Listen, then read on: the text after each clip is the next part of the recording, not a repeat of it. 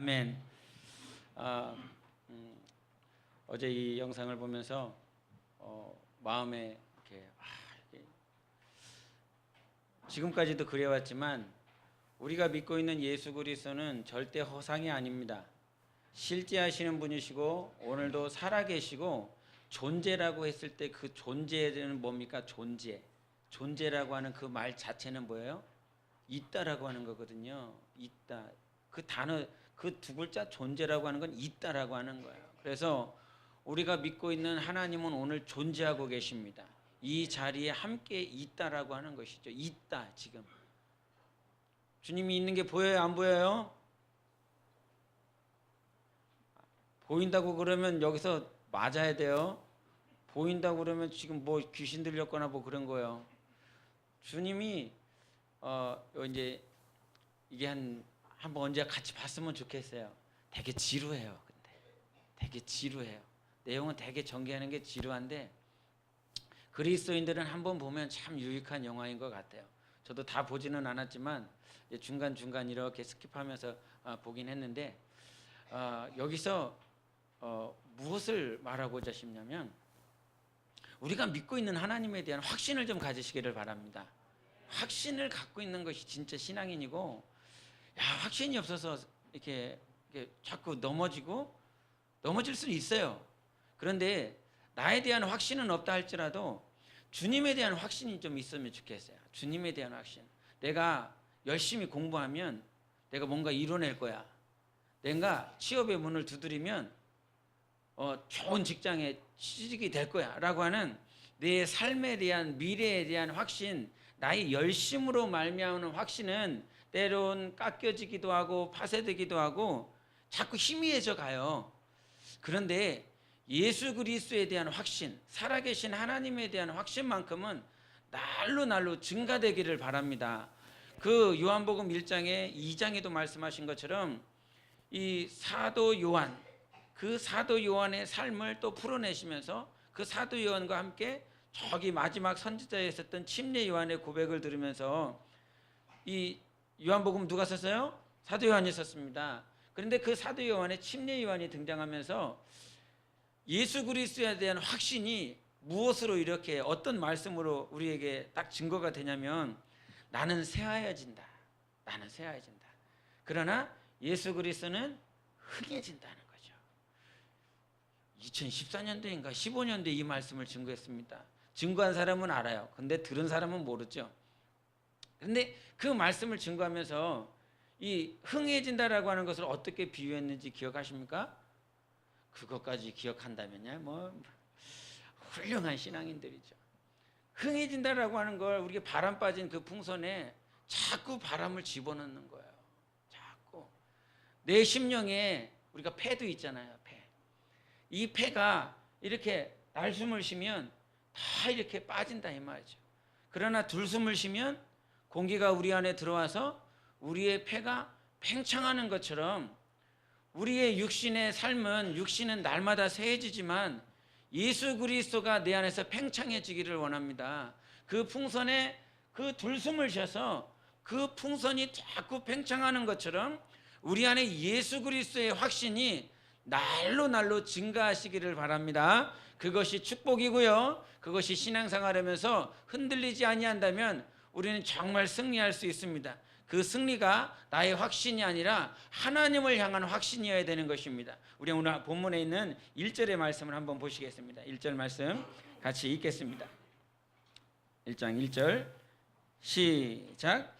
예수 그리스도의 종이며 사도인 시몬 베드로는 우리 하나님과 구주 예수 그리스도의 의를 힘입어 동일하게 보배로운 믿음을 우리와 함께 받은 자들에게 편지하노니 아멘. 늘 읽는 말씀입니다. 그런데 여기서 1장 1절에서 지금 누구에게 편지를 쓰고 있죠?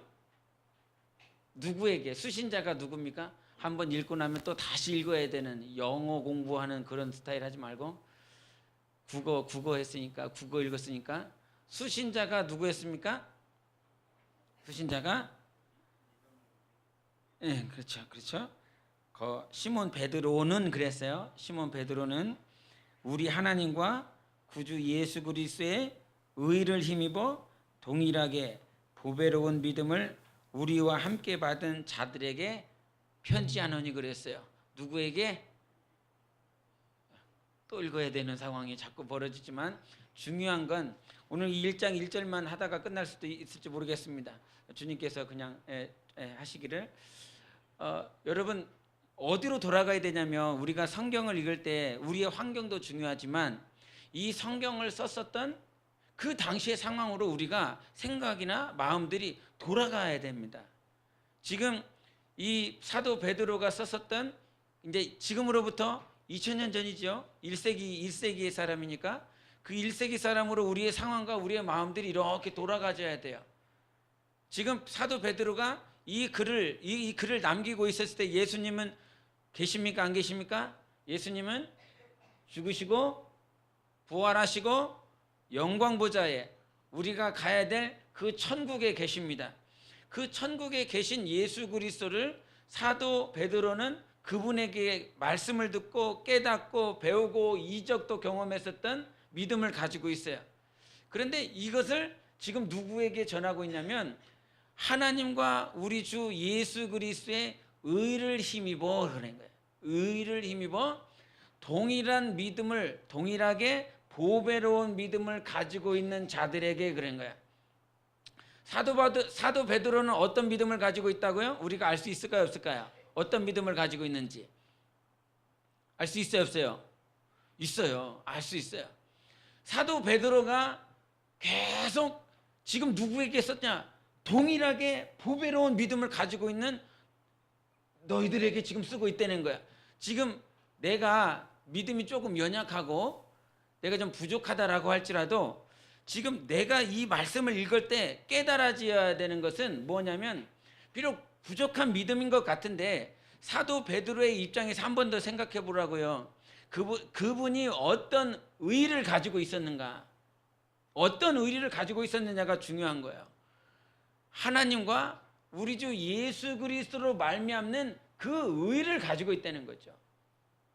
베드로 우리가 실수 많이 합니다. 실수 참 많이 해요.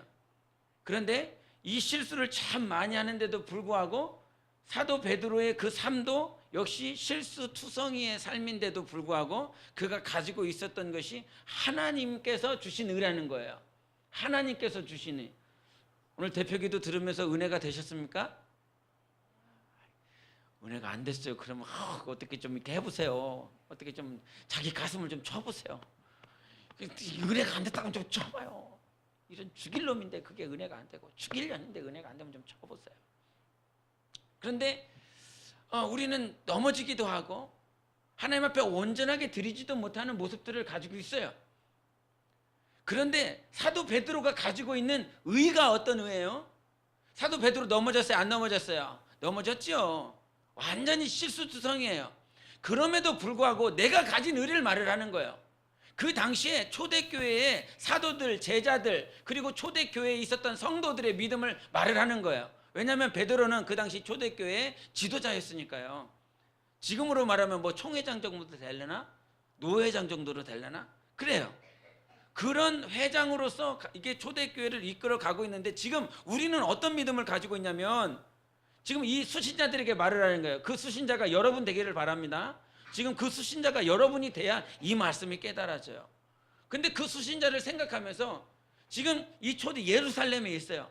예루살렘에 있는데 이 예루살렘에 이 글을 쓰면서 그 당시에 지중해 많은 나라로 그리스도인들, 기독교인들이 다 흩어졌어요. 그들을 생각하면서 쓰는 거예요. 그들을 생각하면서 한국에 있는 사람이 미국에 있는 뭐 형제 자매를 아니면 중국에 있는 인도에 있는 형제 자매를 생각하면서 지금을 쓰는 거예요. 근데 그들을 생각하면서 쓸 때 그들에게 먼저 가르쳐 주고 싶은 것이 무엇이었냐면 하나님의 의다는 거예요. 하나님의 의. 그들에게 먼저 가르쳐 주고 싶은 것이 너희들에게 먼저 지금 우리 삶 가운데 신앙생활 가운데 우리가 기둥으로서 우리가 정말 터로서 가지고 있어야 될 것이 하나님과 할렐루야 그리고 주 예수 그리스도의 의라는 거예요. 그 의, 자꾸 실수하고 넘어지고 여러분 때론 이렇게 신앙생활 하다면 목사님한테 이런 모습 보이기 싫은데 제가 뭐라고 아무것도 아닙니다. 그냥 하자니까 그런 거예요. 목사한테 자기의 연약함을 안 보이기 쉽고 또 실수하는 모습들을 안 보이고 싶고 그런 모습들이 왜 없겠어요? 또 지체들 간에서도 그렇죠. 지체들 간에서도 그런 모든 모습들이 있어요. 그러나 그렇게 마음을 가지고 있고 생각을 가지고 있다라고 할지라도 실수를 안 하느냐? 실수를 해요. 넘어져요. 때로는 이거밖에 안 되는 나 자신 때문에 자기가 괴로워요. 교회에서는 기도하라고 그러는데, 교회에서는 전도하자고 그러는데, 교회는 더욱더 모이자고 그러는데, 그런 모습들 가운데 내가 나아가지 못하니까 때로는 미안하고 죄송하고, 때로는 그래서 교회에 나오는 것들이 조금 부담스럽고 그런 것들이 있다 이 말이죠. 그런데 우리가 그 사도 바드로의 그 입장을 생각해 보면, 우리는 지금 여러분이 신앙생활 하고 있지만 사도 베드로는 예수 그리스도와 함께 따라다녔던 제자이죠. 함께 들었지요. 함께 봤어요. 만졌어요. 그럼에도 불구하고 그가 넘어졌어요. 그럼에도 넘어졌어요. 그런데도 그가 주장하는 건 뭐예요? 우리가 주장해야 되는 건 뭐냐면 하나님의 의밖에 없다는 거예요. 예수 그리스도께서 예수의 보혈로 우리에게 주신 그 의밖에 없다는 거예요. 그래서 우리의 넘어짐에 대해서, 우리의 실수함에 대해서 자꾸 자기를 옥매는 것이 아니라, 그것은 자기의 삶을 옥매할 때는, 내가 고린도 이렇게 로마서 이렇게 8장 1절과 2절에 죄와 사망의 법으로 자꾸 가까이 가는 거예요. 죄와 사망의 법으로 가면 어떻게 돼요? 죄와 사망의 법에는 뭐가 있어요? 죽음만 있는 거예요. 다시 못 일어나요. 절대 일어날 수가 없어요. 그런데 베드로가 예수님께 물어봅니다. 주님, 형제가 나에게 범죄하면 내가 몇 번이나 용서하리까? 이런 말을 해요. 여기서 말씀이 뭐냐면, 형제가 나에게 범죄하면 어떤 느낌으로 오시는지 압니까? 저 형제가 나에게 범죄하면 그냥 실수가 아닌 거예요. 그냥 우연찮게 길 가다가 그냥 우연찮게 넘어지는 거 아니고요. 저 형제가 나를 고의성을 가지고 범죄를 해요. 나를 넘어뜨리기 위해서. 어제 결혼식에 갔더니 그 결혼식에 있던 남편이 절대로 빚보증 쓰지 않겠습니다 그러더라고요. 빚보증 쓰지 않겠다고. 보증서 갖고 실패하신 분도 있죠. 근데 보증을 나에게 일부러 씌우게 해서 나를 힘들게 하는 사람도 있잖아요. 그것이 몇십만 원이면 상관없는데 자기 가정의 기둥이 흔들릴 만큼 그렇게 힘들고 어렵게 고의적으로 나에게 보증서게 만들어서 나를 힘들게 하고 내 가정을 힘들게 하는 그런 고의성을 가지고 나에게 접근하는 사람이 있어요. 그것을 지금 1년, 2년, 3년, 4년 계속 갚아가는데도 불구하고 언제 갚아낼지를 모르겠어. 그럼에도 불구하고 고의성을 가지고 계속 범죄를 했어. 한 번 했어. 그렇게 나에게. 어떻게 용서가 잘 되시겠어요? 안 될 것 같아요. 안 될 것 같아요. 성경에서는 용서하라고 그러지만, 용서해야 된다라고 그러지만 실제 용서가 잘 안 돼요. 용서와 관련해서 이게 좀 예화로 해주고 싶었던 말이 뭐가 있었냐면, 영화 소원이라고 하는 그 영화가 있답니다. 영화 소원. 보고 싶으면 가서 보세요. 제가 보여줄 수는 없고. 근데 거기에서 소원이라고 하는 애가 나오는데, 그 애가 실화입니다. 실화인데 지금 한 10여 년 전인가 이렇게 됐어요.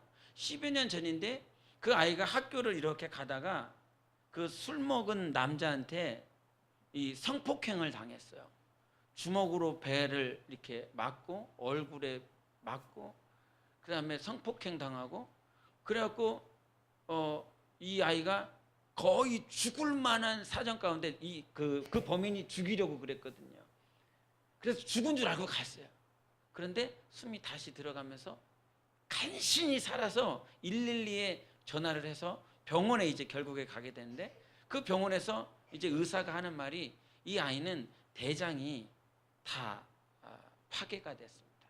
그리고 항문이 다 파괴가 됐습니다. 그래서 이 아이가 살 수 있는 건 인공 항문을 달아야만 그나마 살 수 있습니다. 그렇게 되네. 그 의사를 붙잡고 살려달라고 합니다. 그래서 그 아이가 인공수술을 받아서 지금도 실하니까요. 지금도 실하니까 지금도 그 인공항문을 달고 살아가고 있겠죠. 그런데 그 아이를 성폭행하고 그렇게 만신창이를 만들어놨었던 법인은 이제 12년형을 받아서 2020년도에 나온답니다. 27년이니까 2020년에 나온대요. 그 영화에서 그래요. 그 아빠한테 야, 이거를 사건이라고 생각하면 힘드니까 그냥 사고라고 생각해라. 견딜 수가 없지 않느냐. 그랬더니 그 아빠가 그 친구에게 하는 말이 만약에 네 자식이 그렇게 됐으면 너는 그것을 사고라고 할 수 있겠느냐. 우리 애 엄마가 이 세상에 있는 모든 여자들이 모든 아이들이 그와 같이 당하는 거 한번 그렇게 되기를 원한다. 그렇게 고백하는 그 소리를 내가 조금은 이해를 하겠더라. 이 세상에 있는 모든 엄마가 자기 심정이 어떠한지를 알아보게도 정말 좀 내 심정이 어떠한지 한번 그렇게 대봤으면 좋겠다라고 하는 그 말을 내가 이해하겠더라. 그 영화를 제가 잠깐 봤거든요. 이걸 설명을 해야 되니까. 근데 잠깐 그 보는 아픔 가운데서도요 막 찡하더라고요.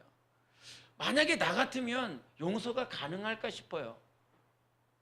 용서가 가능할까? 내 자식을 그렇게 만들어 놨으면 용서가 안 될 것 같아요. 그런데 베드로가 예수님께 물어보는 건 몇 번까지 용서하겠습니까? 7번까지 가능할까요? 유대인들의 사고는 한국 사람들은 몇 번이에요? 3세번이죠? 3세번이에요. 3세번 넘어가면 그때는 용서가 안 돼요. 한국인의 인식은 그래요. 근데 유대인들은 몇 번이에요? 7번까지 가는 거예요. 한국 사람보다 좀 낫죠. 한국 사람보다 좀 나아요. 7번의 인식, 7이라고 하는 완전수에 대한 인식을 가지고 있어요. 그런데 예수님은 7번에 대한 숫자를 말씀하시지 않으세요. 70번씩 7번이라도 무한대로 용서해야 된다라고 말씀하고 계십니다. 그것이 나는 내가 용서를 해야 되는 입장에서 보면 힘들어요. 또 내가 용서를 받아야 될 입장에서도 때로는 힘들어요. 사람은 그래요. 용서하기도 힘들고 용서를 받기도 힘들어요. 괜찮아, 내가 너 용서했어. 그러지만 이 마음 가운데서 계속 밀려와요. 내가 뭔가 실수했을 때 부부싸움 하고 나면 그렇잖아요. 그 과거의 옛 실수들이 자꾸 올라오죠. 남자분들은 다 잊어버렸대요. 생각이 안 난대요. 동물이 그 남자라고 하는 생물학적인 그 습성이 그렇대요. 근데 여자분들은 이 연약하기 때문에, 연약한 그릇으로 만들어놨기 때문에 저 몇십 년 전에 먹은 것도 막 생각이 나는 거야. 그런데 예수님이 말씀하시는 건 뭐냐면, 그러니까 우리가 하나님의 의라고 말을 했을 때 우리의 인식이나 우리의 사고로서 하나님의 의 가운데 나가는 것이 아니라, 한국 사람은 3번이야. 유대인들은 그나마 7번인데 예수 그리스도는 몇 번이라는 거예요? 횟수가 있어요, 없어요? 없다 이 말이에요. 그게 하나님의 은 거야. 그게 하나님의 의. 내가 오늘 주장할 수 있는 건 내가 넘어졌다라고 할지라도, 내가 엎어졌다라고 할지라도 하나님의 의는 예수로 말미암아 우리에게 주신 거예요. 그래서 그 당시에 사도 베드로가 그 사도들과 함께 제자들, 초대교회 성도들이 가지고 있었던 건, 나는 오늘 우리가 주장하는 건, 내가 여러분 수신자를 생각하면서 말을 하는 거예요. 여러분, 내가 가지고 있는 의는 하나님의 의입니다. 내가 가지고 있는 의가 아니라, 내가 스스로 취한 것이 아니라 예수 그리스도로 말미암아 내가 받은 것입니다. 하나님께로부터 내가 받은 의입니다. 그것을 주장할 때 우리는 구원을 받을 수 있습니다. 왜 그래요? 갈라디아서도 말하고 로마서도 말하는 것이 무엇입니까? 우리의 행위로 말미암지 아니하고 오직 예수 그리스도를 믿음으로 말미암아 우리는 의를 얻고 구원을 받는다라고 말씀해 주셨어요. 그렇기 때문에 여러분 신앙생활하면서 육체를 가지고 있기 때문에 분명히 실수한다 이 말이죠.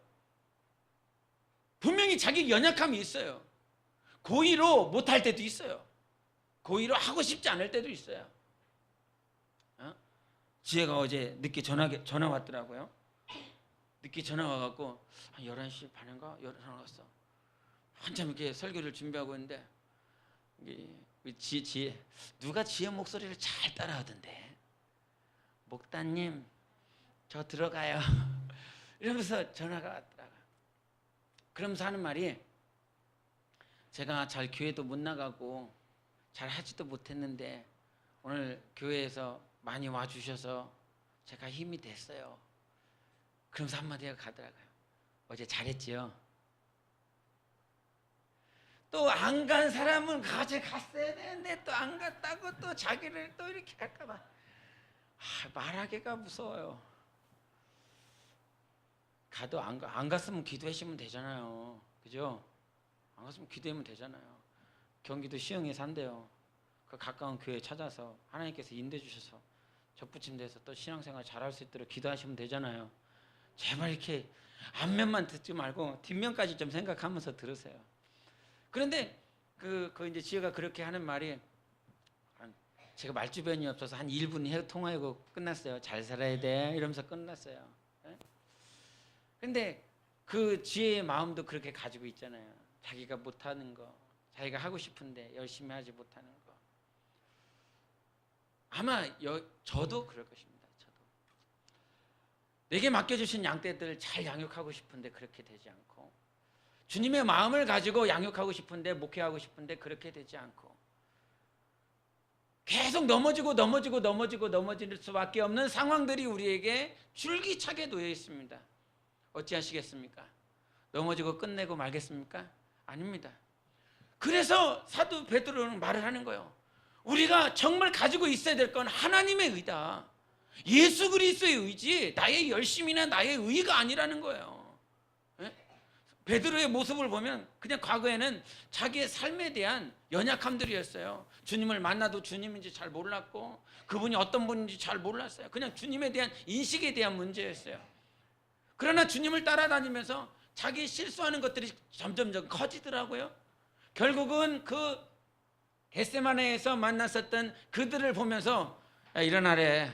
겟세마네에서 만났었던 그 대제사장 말고의 길을 잘라버려요. 이거 감옥 들어가야 되죠? 계속 커지는 거예요. 사이즈가 커지는 거예요. 결국은 자기가 따랐었던 예수 그리스도를 그 단박에 자기의 목숨 때문에 부인은 한다 이 말이죠. 계속 실수하고 넘어지는 것들이 계속 커져요. 결국은 자기가 보는 자리에서, 그 자리에 함께 있는 그 공간에서 예수 그리스도를 자기의 입술로 자기의 목숨을 건지기 위해서 부인한다 이 말이죠. 과거에는 실수로 넘어지고 연약해서 넘어지고 계속 그랬는데, 계속 3년 6개월 동안 양육을 받았었던 그인데도 불구하고 그가 결국은 예수 그리스도를 부정하고 부인합니다. 그런 베드로기 때문에 우리는 이 말씀이 은혜가 돼야 되는 거예요. 감사가 돼야 되는 거예요. 말고의 길을 자르진 않았잖아요. 그렇다고 그것이 나의 의는 아닙니다. 내 마음속에 얼마나 많은 말고의 길을 잘랐는지 모릅니다. 그는 한쪽 잘랐지만 우리는 두 쪽 잘랐을 수도 있으니까요. 그런데 그와 같은 실수하는 것들이, 사이즈가, 상황들이 계속 위급한 상황으로, 위험한 상황으로 감에도 불구하고 결국 그가 고난이라고 하는 믿음에 대한 테스트를 겪고 나서 그가 가지하고 평생에 사는 날 동안 고수할 수 있었던 것은 하나님의 의라는 거예요. 이거밖에는 없어요. 하나님의 의. 우리 세 번만 하시겠습니다. 시작. 하나님의 의, 하나님의 의, 하나님의 의. 아멘. 그래서 시편 121편에 고백이 뭐냐면, 나의 도움이 어디로부터 올까? 내가 눈을 들어 천지를 보니 그 천지로부터 오는 나의 도움이 어디로부터? 여호와께로부터다. 그래서 우리가 찬양 중에 하나님은 너를 지키시는 자, 나의 우편에, 다 하시는 찬양이잖아요. 제가 부르고 싶은데 제가 목소리가 안 좋아서. 하나님은 너를 지키시는 자. 아시지요? 부르면서 들으세요. 나의 도움은 하나님께로부터 온다. 오직 눈을 들어봐라. 정말 네 마음의 눈을 들고, 네 육신의 눈을 들고, 네 생각의 눈을 들고 다 들어서 그 천지에 충만하신 그 하나님께로부터 나의 도움이, 우리의 도움이 온다라고 그렇게 고백하고 있지 않습니까? 그게 은거예요. 그게 의. 그것만을 주장해야 되는 거예요. 다른 게 없어요. 그게 신앙의 전부인 거예요. 직분 감당도 나의 의가 아니라 하나님의 의고, 나의 열심이 아니라 하나님께서 주신 그 열심으로 말미암는 나의 의고, 하나님의 은혜로부터 오는 거야. 그래서 우리가 믿음으로 말미암아 그렇게 사는 그 하나님께서 주신 그 하나님의 의를 가지고 있는 자들에게 결과가 있어야 되는데, 그 결과가 우리 1장 1절을 한 번 더 읽겠습니다. 1장 1절. 1장 1절 시작.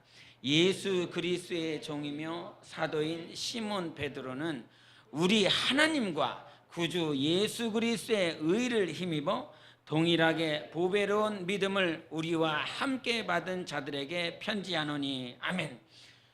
그 하나님의 의를 가지고 있으면, 하나님의 의, 내 것 아니고 하나님의 의를 가지고 있으면 내가 결과론적으로 반드시 가지고 있어야 될 것이 있어야 됩니다. 사도 베드로가 가지고 있었던, 동일하게 가지고 있었던 보배로운 그 믿음이 내게 있어야 되는 거예요. 초대교회 성도들이 가지고 있었던 그 믿음과 지금 2017년을 살아가고 있는 우리 영혼의 믿음이 동일해져야 되는 거예요. 동일해져야 돼요. 그 동일한 믿음을 하나님께서 주시기 위하여 예수 그리스도를 주신 거 아닙니까? 여기서도 영상에서도 나오지만 믿지 않지요. 예일대를 나왔답니다. 예일대를 나와서 무슨 기자상도 받았어요. 그렇게 세상에서 가장 지식이었었던 오늘 영상의 그 주인공이 자기 딸내미가 사탕을 먹다가 목에 걸리거든요. 그 목에 걸려서 결국은 죽을 수밖에 없는 상황인데 어떤 여자가 지나가다가 그 여자아이를 살려줘요. 숨을 튀게 해줘요. 사탕을 이렇게 뱉을 수 있도록. 근데 그 여자 직업이 간호사였어요. 그래서 그 아내가, 그 엄마가 감사하다고, 고맙다고 이렇게 막 하고 있는데 저한테 고마워하지 마세요. 내가 아니라 예수님입니다. It's not by me, but Jesus. 그럽니다. 지금 이 자리로 제가 지나가는 길에 괜히 들어오고 싶더라고요. 지나갔어야 되는데 그냥 지나가고 싶은 마음이 들지 않고 이 카페 안으로 들어오고 싶은 마음이 들었습니다. 그래서 오늘 이 상황을 하나님께서 보게 해주셨고, 결국은 이 아이를 구할 수 있도록 하신 건 내가 아니라 하나님이십니다 라고 하는 그 고백을 하면서 결국은 엄마가 예수를 믿는데 그 남편은 믿지 않아요. 결국은 믿지 않는 그 상황 가운데서 예수가 정말 역사적으로 있는가, 예수가 정말 과거에 살았었던, 실존했었던 인물인가, 그러면서 찾아내는 것이 무엇이냐면, 증거로서 그 어떤 신학자를 찾아가면서, 아리스토텔레스를 여러분이 철학자로 알고 있을 텐데 이게 학교를 다녔으면 아리스토텔레스 이름은 들어보셨을 거예요. 근데 그 아리스토텔레스에 대한 역사적인 자료가 이렇게 높이를 쌓으면 120m가 쌓인대요. 그 사람과 관련된 역사적인 기록이 1m 20이면 한 이 정도 올라오겠죠. 그런데 예수님과 관련된 역사적인 그 증거를 찾아서 높이를 쌓으면 얼마나 될까요? 1600m가 된대요. 1600m. 과거에 아리스토텔레스가 철학자였고 그가 정말 지식이 있고 유능한 사람이었다라고 하는, 스승이었다라고 하는 그 증거를 누구도 의심하지 않아요. 그래서 어디 철학을 와도 신학교에서 가도 아리스토텔레스는 계속 얘기해요. 이 사람이 이런 얘기했다, 저런 철학을 가지고 있다, 이런 사상을 가지고 있었다. 실존했었던 인물이기 때문에 그렇게 말을 해요. 그런데 우리 주 예수 그리스도는 그 방대한 역사가, 살아계신 실존적인 역사가 1600m라고요. 믿어야 돼, 안 믿어야 돼요? 잘 안 믿어져요. 1600m인데도 잘 안 믿어져. 우리가 믿고 있는 예수가 진실하시기 때문에 그 예수 그리스도를 믿는 그 믿음이 2000년 전이나 지금이나 동일한 믿음을 가지기를 우리 주님이 원하시는 거야. 그 동일한 믿음, 그 동일한 믿음으로 구원을 받고 동일한 믿음으로 우리가 부활하는 것이고요, 동일한 믿음으로 저 천국에 가는 거야. 동일한 믿음으로. 여러분, 김용희 선교사님이라고 아마 들어보신 분들이 많을 건데, 그분에게 아들이 5명이 있대요. 5명이 있는데 그분이 참 이렇게 세상 가운데서 방탕하게 막 이렇게 살다가 예수 그리스도를 확실하게 믿었어요. 확실하게 체험을 했어요. 그러면서 자기 자식들에게 자기 자식들을 하나님 앞에 다 선교사로 서원을 해버립니다.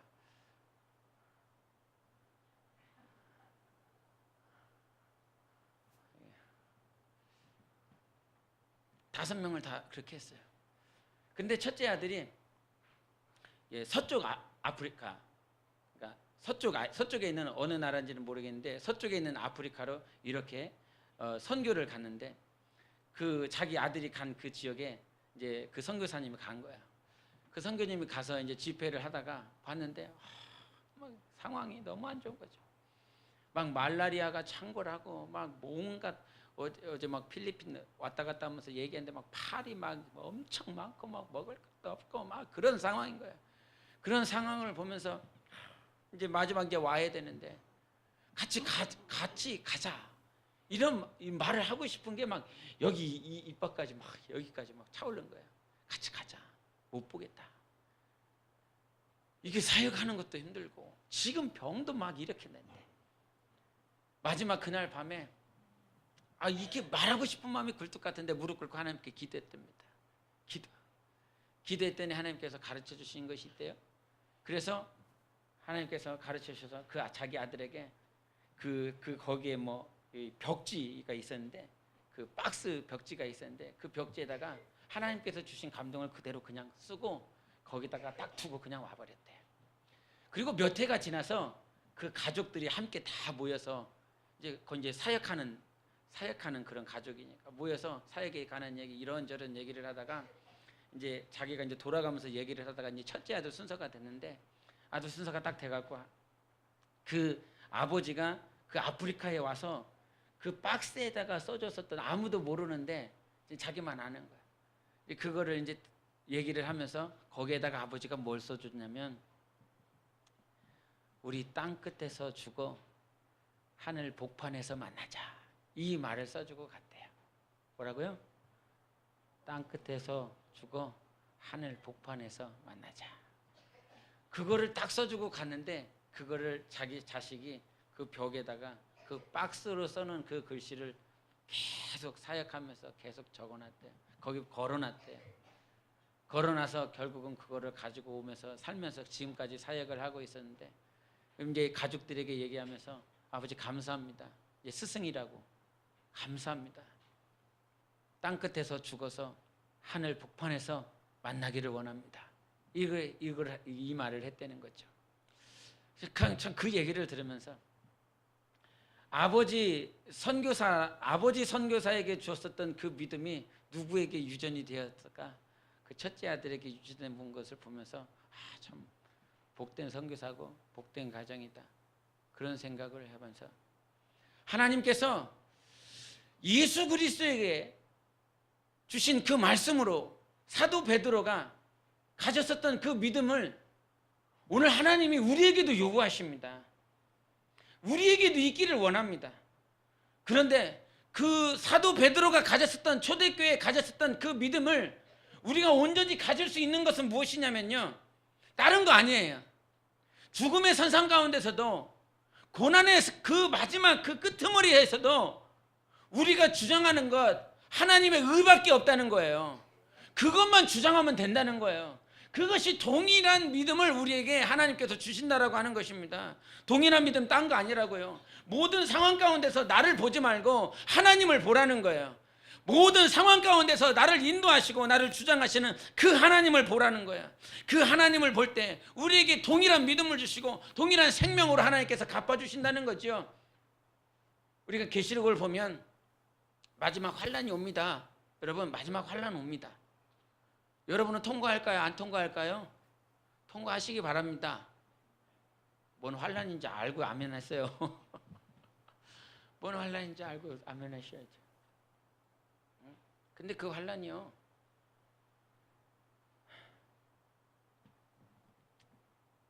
우리가 예수님 모시기 전에 환란이 시작되는데 그 환란 전에 우리가 죽을 수도 있습니다. 우리가 하나님께로 갈 수 있습니다. 그런데 이 땅에서 만약에 환란이 시작됐으면 우리는 그 환란을 통과하게 됩니다. 그 환란을 제가 보는 성경을 통해서는 우리가 7년이라고 하는 그 대환란 가운데 앞에 3년 6개월이 있는데 그 3년 6개월 끄트머리에서 적그리스도가 나옵니다. 그리고 거기서 우리는 휴거를 됩니다. 우리가 우리의 육신이 입고 있지만 우리의 영혼이 신령한 옷을 입고 신령한 몸으로 저 공중에 재림하신 예수 그리스도를 만나게 됩니다. 3년 6개월이라고 하는 그 시간 동안 많은 환란, 그 안에서 기근도 있고 지진도 있고 질병도 있고 많은 해와 달과 별에 대한 것들이 다 땅에 떨어지고 천체에 대한 그런 재난들이 있습니다. 그럼 여러분 그 환난을 통과하면 교회 내 성도 숫자가 어떻게 늘어날까요? 안 늘어날까요? 그런 환난을 통과해 보면 교회를 찾는 성도들이 더 많아질까요? 적어질까요? 적어지겠죠. 지금도 무슨 사건만 터지면, 무슨 상황만 벌어지면, 무슨 학교 문제, 직장 문제, 가정의 문제, 자기 육체의 어떤 어려움들만 있으면 그거 역시도 포기해야 하는데, 그 환난이 닥치면 거기서 성도 수가 늘어난다고? 거기서 더 많은 사람들이 예수를 믿는다고? 그렇지 않죠. 환난이 다가오면 다가올수록, 환난을 통과하면 통과할수록 더 사람 숫자는 줄어들 거예요. 교회는 더 텅텅 벼갈 것입니다. 정말 몇천 명 아니면 몇만 명 모아놓을 수 있는 그 대형 교회의 숫자들은 더 줄어들 것입니다. 나와 함께 기도할 수 있는 사람이 줄어들고요, 나와 함께 예배드릴 사람이 줄어들고요, 나와 함께 전도할 사람들이 줄어들고요, 나와 함께 예배드릴 사람들, 모임할 사람들이 더 줄어들 거예요. 시간이 가면 더 줄어들 것입니다. 그러나 우리가 정말 예수 그리스도를 통해서 가진 그 의라면, 그 당시에 베드로가 십자가에 거꾸로 못 박혀 죽는 그 상황 가운데서 벌어졌어도 오직 하나님만을 찾았습니다. 끝까지 예수 그리스도만을 찾았습니다. 우리 신앙 가운데 정말 놓지 말아야 될 걸, 그 하나님은 한 분밖에는 없다는 사실. 환난이 닥쳐도, 고난이 닥쳐도 우리 삶 가운데 예수 그리스도 그 한 분으로 인하여 항상 승리할 수 있는, 항상 하나님 앞에 나아갈 수 있는, 오직 예수 그리스도로 승리할 수 있는 그런 영혼이 되어야 되는 거예요. 그래서 그러한 삶으로 나아갈 때 우리 한번 2절을 보겠습니다. 2절 베드로서 1장 2절을 읽겠습니다. 1장 2절 시작. 하나님과 우리 주 예수를 알므로 은혜와 평강이 너희에게 더욱 많을지어다. 아멘. 여기서 그 동일한 믿음을 가지고 있는 자들이 이제 다음 단계로 넘어갈 때 어떤 단계가 와요? 하나님을 알아야 된다는 거예요. 믿음은 그 의를 주장하고 있고 예수 그리스도를 믿고 있는 자들에게 있어서 하나님을 알려고 몸부림쳐야 된다는 거예요. 그 하나님의 알미라라고 하는 것은 기노스코라고 하는데, 그 기노스코는 다른 것이 아니라 우리가 아는 건 그냥 육체에 보이는 것, 저 사람의 이름이 뭔지, 어디 사는지 그 정도지만, 하나님이 말씀하시는 안다라고 하는 건 우리 속에 있는 모든 것까지 아는 것이에요. 모든 것까지, 이 속에 있는 모든 것까지. 그래서 하나님께서 우리에게 주신 알에 대해서 그 알고자 하는 모든 것들을 통해서 내 안에 은혜와 평강이 넘친다는 거예요. 하나님을 알 때만 은혜와 평강이 넘치는 거예요. 그 당시에 있었던 성도들은 로마 식민지 가운데서 지금 붙잡히고 있고 감옥에 가고 있고 어떻게 하면 그 핍박 가운데서 살아가고 있었던 자들이에요. 그런 자들에게 하나님을 알아야 이 상황이 오지만 너희들에게 은혜와 평강이 온다라고 말을 합니다. 그래서 성경 어디를 봐도 은혜와 평강을 계속 강조해요. 은혜와 평강이 있어야 된다. 모든 서신서를 보면 서두에 계속 찾는 것이 무엇이냐면 은혜와 평강이에요. 이 말씀을 한번 우리 스크린 통해서 한번 보겠습니다. 스크린 통해서 우리 로마서 1장 7절을 한번 보겠습니다. 1장 7절 우리 함께 같이 읽겠습니다. 시작. 로마에서 하나님의 사랑하심을 받고 성도로 부르심을 받은 모든 자에게 하나님 우리 아버지와 주 예수 그리스도로부터 은혜와 평강이 있기를 원하노라. 다음 고린도전서 1장 3절 시작. 하나님 우리 아버지와 주 예수 그리스도로부터 은혜와 평강이 있기를 원하노라. 이거는 사도 바울이 썼습니다. 베드로전서 보겠습니다. 베드로 시작. 곧 하나님 아버지의 미리 하심을 따라 성령이 거룩하게 하심으로 순종함과 예수 그리스도의 핏부림을 얻기 위하여 택하심을 받은 자들에게 편지하노니 은혜와 평강이 너희에게 더욱 많을지어다. 마지막 계시록 1장 5절 시작. 또 충성된 증인으로 죽은 자들 가운데에서 먼저 나시고 땅의 임금들의 머리가 되신 예수 그리스도로 말미암아 은혜와 평강이 너희에게 있기를 원하노라. 우리를 사랑하사 그의 피로 우리 죄에서 우리를 해방하시고. 사도 바울이 강조한 건 은혜와 평강이었어요. 서두에 계속 은혜와 평강. 왜 그래요? 왜 은혜와 평강을 계속 강조할까요?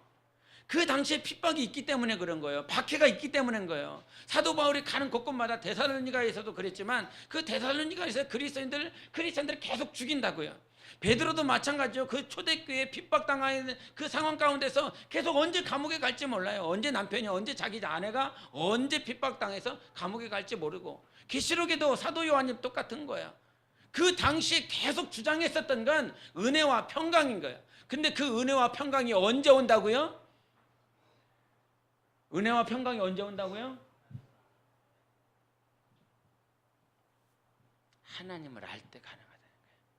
하나님을 알려고 몸부림칠 때, 하나님을 아는 자만 은혜와 평강, 모든 핍박이 있어도 환란이 있어도 거기서 반드시 하나님을 알면 우리는 거기서 이길 수 있다라고 하는 것입니다.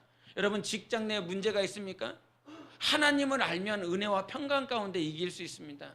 가정에 불화가 있습니까? 그 가정의 불화 가운데 하나님을 알면 은혜와 평강 가운데 승리할 수 있습니다. 사람과의 관계 때문에 힘들어하고 있습니까?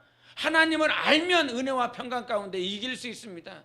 그래서 하나님을 알아야 이기는 거예요. 하나님을 알아야 승리하는 거예요. 하나님은 우리를 아십니다. 처음부터 끝까지 다 아시는 분이세요. 그 아시는 그 하나님 앞에 내가 하나님을 알려고 몸부림쳐야 되는 거죠. 옛날에 중국에서 그 일본으로 외교 사절단이 이렇게 갔는데, 그 외교 사절단이 가면서 화국봉이라고 하는 외교부장이 갔답니다. 근데 그 외교부장이 자기 그 외교부 출신들하고 같이 사절단하고 일본에 갔는데, 그 일본에 간 것을, 이 영상을 LA에 살고 있었던 미국 교포가 영상으로 딱 보여지는 거예요. 그걸 보면서 처음 딱 봤는데 그 70대 그 할머니가 그 영상 가운데 하나를 딱 보면서 저거 내 자식이다 이러는 거예요. 70대 할머니가. 그래갖고 자식들이 깜짝 놀라갖고 무슨 얘기를 하십니까? 이분이 치매가 걸렸나 그래갖고 깜짝 놀랐대요. 그런데 어머니는 저거 내 자식이다. 저 사람 어디 있는지 가서 알아봐라. 이랬다는 거예요. 그래서 실제적으로 자기 자식들이 수소문을 해서 알아봤는데 그 가족의 역사가 어떻게 되냐면 중국에 살았다는 거예요, 원래는. 그래서 한국 사람인데 중국에 피난을 가서 1945년 해방이 돼갖고 해방이 돼서 한국으로 넘어왔대요. 근데 한국에 넘어올 때 첫째 아들은 거기서 대학을 다니는 바람에 졸업을 아직 안 했기 때문에 거기서 계속 학교를 다녔다는 거죠. 그리고 여기서 이 가족들은 계속 왔죠. 그러다가 이제 둘째 아들이 미국으로 LA로 이민을 가면서 가족 전체가 미국으로 이사를 가버린 거예요. 그 기간이 몇 년이냐면 45년인 거예요. 45년. 1945년 해방돼서 이렇게 돌아왔는데 45년 지나서 그 자기 아들을 45년 동안 보지를 못한 거예요. 근데 그 일본을 통해서 갔었던 외교 사절단 가운데 45년이 지났는데도 불구하고 그것을 딱 보면서 저거 내 아들이다. 이런다는 게 놀랍지 않습니까? 45년 지났으면 얼마나 많이 변한 거예요. 자기도 얼마나 많이 늙은 거예요. 자기 자식도 얼마나 많이 자란 것입니까? 대학생 때 헤어졌으니까 거의 50대, 60대인데 그렇게 늙어가고 있는 자기 아들을 단박에 알아본다는 거예요.